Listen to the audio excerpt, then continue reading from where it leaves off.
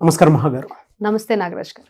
చాలా మంది అంటే అడిక్షన్స్ ఏమీ లేకపోయినా, డ్రింకింగ్ హ్యాబిట్స్ అనేవి లేకపోయినా సరే ఫ్యాటీ లివర్ ఫామ్ అయిపోతూ ఉంటుంది. అక్కడ నుంచి బాడీ అంతా ఫుల్ డ్యామేజ్ చూస్తాం మనం. అవును. దానికి కారణాలు అసలు ఏంటి? అంటే ఫ్యాటీ లివర్ కి కారణాలు ఏ విధంగా ఉంటాయి? కొంతమందికి ఏ అలవాటు లేకపోయినా సరే ఫ్యాటీ లివర్ ఎందుకు ఫామ్ అవుతుంది? అండ్ దానితో పాటు ఒకవేళ అలాంటిది ఒకటి వస్తుంది అనుకునేటువంటి సైన్స్ అండ్ సిమ్టమ్స్ మనకి ఏ విధంగా తెలుస్తాయి? ఫ్యాటీ లివర్లో 2 రకాలు ఉన్నాయి నాగరాజ్ గారు. Non alcoholic fatty liver, alcoholic fatty liver. Okay. అసలు ముందు లివర్ ఏం చేస్తుందని ఒక చిన్న అవేర్నెస్ గా మాట్లాడుకుందాం మనం. సో లివర్ అన్నది ద ఇంపార్టెంట్ ఆర్గన్, అందరికీ తెలుసు. మాక్సిమం ఆఫ్ ద లివర్ చేసే పనులు ఏంటంటో కూడా తెలుసు. మనలో ఉన్న టాక్సిన్స్ తీసేస్తుంది, ఫ్యాట్ ఎక్కువ, మన ఫ్యాట్ సాల్యుబుల్ వైటమిన్స్ ఏవైతే ఉండాలో మాక్సిమం ఆఫ్ ద ఫ్యాట్ అక్కడే సింథసిస్ అవుతుంది. మెటబాలిజం కానీ, ఎంజైమ్స్ కానీ, మినరల్స్ కానీ మాక్సిమం 80% ఆఫ్ ద వర్క్ మన లివర్ బాగా పనిచేస్తేనే మన మెటబాలిజం అంతా బాగుంటుంది అన్న విషయం అందరికీ తెలుసు. బట్ మన లివర్ చుట్టూ కూడా కొంత కొవ్వు సరౌండ్ అయి ఉంటుంది. ఎందుకంటే it is a maximum 80% of the fat అంతా కూడా అక్కడే సింథసిస్ అవుతుంది అన్న విషయం మనకు తెలుసు. బట్ మన ఆహారపు అలవాట్ల వల్ల దాని చుట్టూ ఉన్న కొవ్వు ఎక్కువగా అయిపోవడం అన్నమాట. అంటే ఉన్నదానికన్నా ఎక్కువగా అన్నమాట. అండ్ ఎలా చూస్తామంటే వీటిల్లోని మెయిన్గా మనం చూసేది, దీంట్లో ఒక గొప్ప విషయం ఏంటంటే మనం లివర్ మొత్తం కాకుండా హాఫ్ డ్యామేజ్ అయినా కూడా దెర్ ఈజ్ రికవరీ ఛాన్సెస్ అన్నది చాలా ఎక్కువ ఉంటాయి. మనందరికీ తెలుసు regenerating organ, regenerating of the cells దేనికి ఉన్నాయంటే మన బాడీలోని లివర్ ట్రాన్స్ప్లాంటేషన్ చేసినా ఏదైనా పర్వాలేదు, కానీ చిన్నది మంచిగా ఉన్నా కూడా దాన్ని తిరిగి రీజనరేట్ అయ్యే కెపాసిటీ దానికి ఉంది. బట్ ఎక్కడైతే నాన్ ఆల్కహాలిక్, ఆల్కహాలిక్ వాళ్ళకి తేడా ఉంటో చెప్తాను ఇప్పుడు మీకు. ఆల్కహాలిక్ ఎవరైతే తీసుకుంటారో వాళ్ళు ఓవర్ డ్రింక్ చేయడం వల్ల, అందరూ అనుకుంటారు మేము ఇప్పుడు డ్రింక్ చేస్తున్నాం, మేము ఇప్పుడు బాగానే ఉన్నాము, మాకేమీ రాదు అని అనుకుంటారు. బట్ మనం ఏ పని చేసినా కూడా ఈరోజు చేసిన దానికి రేపు అన్నది దాని ప్రభావం చూడము. It's years together. The same thing alcoholic consumption చేసే వాళ్ళు కూడాను మన బాడీలో కార్బోహైడ్రేట్స్ ప్లేస్ ఎక్కడ సింథసిస్ అవ్వాలో తెలుసు, ప్రోటీన్స్ ఎక్కడ అవుతాయో తెలుసు, ఫ్యాట్ ఎక్కడ అవుతుంది.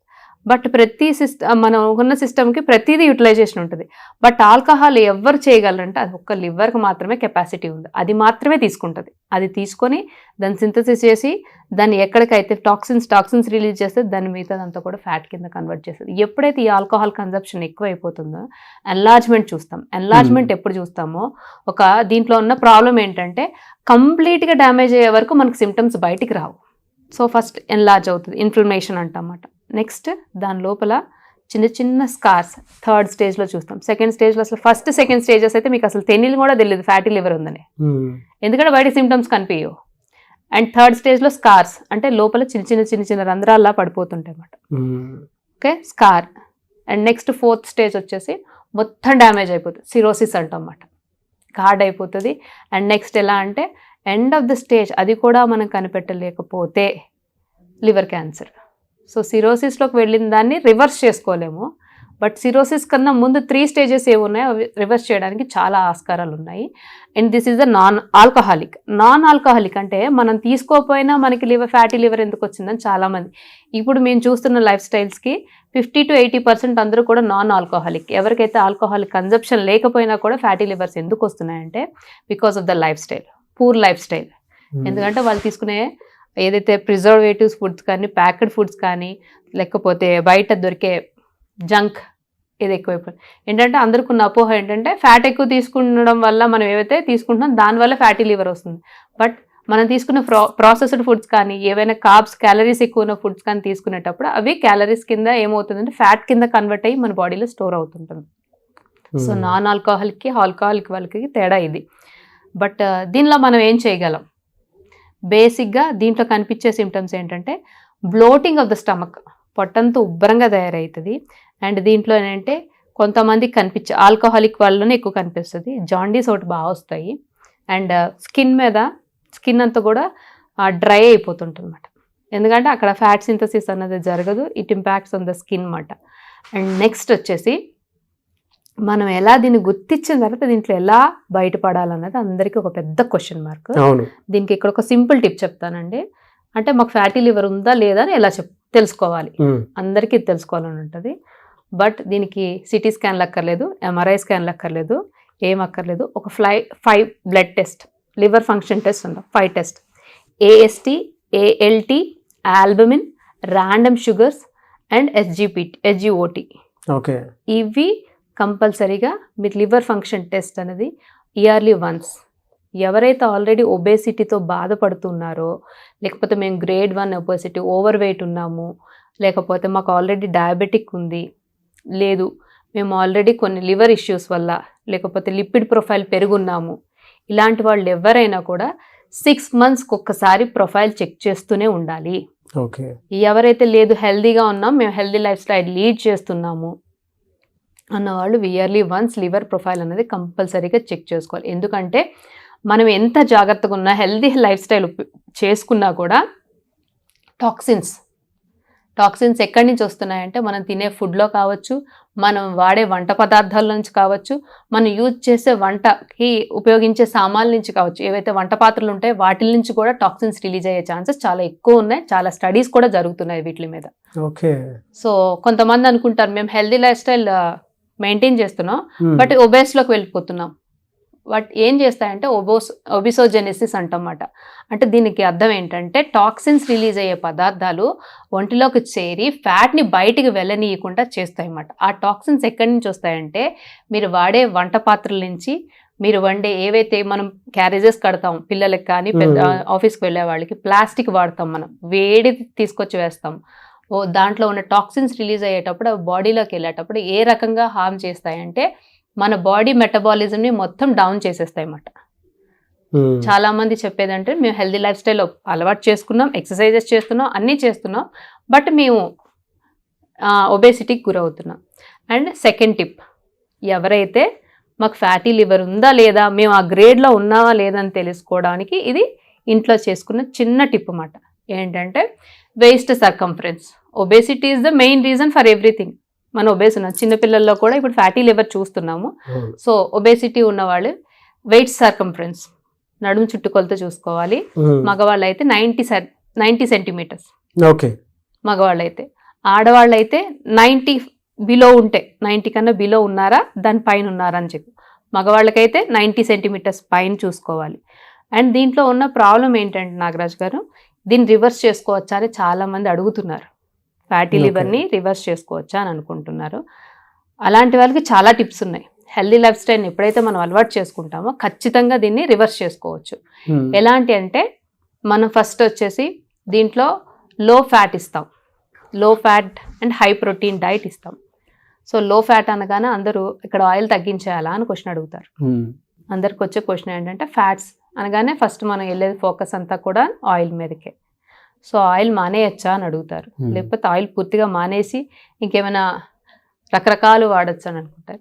బట్ నేను ఒక్కడ చిన్న అవేర్నెస్ క్రియేట్ చేయాలనుకుంటున్నాను నాగరాజ్ గారు. ఓకే. మన బాడీ ఎలా డిజైన్ అయిపోతుంది అంటే, మనం ఉండేది ఇండియాలో అట్మాస్ఫియరికల్, ట్రాపికల్గా మనం ఏ రకంగా అయితే డిజైన్ అయి ఉంటామో ఇంటర్నల్గా కూడా అదే రకంగా డిజైన్ అయి ఉంటుంది. ఇప్పుడు మనం ఈ సిస్టమ్కి అడాప్ట్ అయిపోయాం.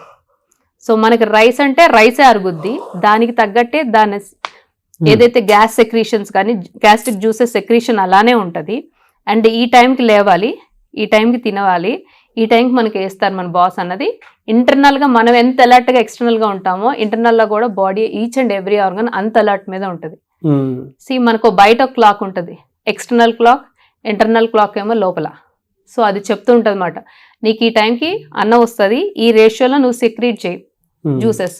మనం ఈ ఆయిల్కి, ఈ ఫుడ్కి, ఈ పదార్థాలకు మాత్రమే డిజైన్ చేయబడ్డున్నాం.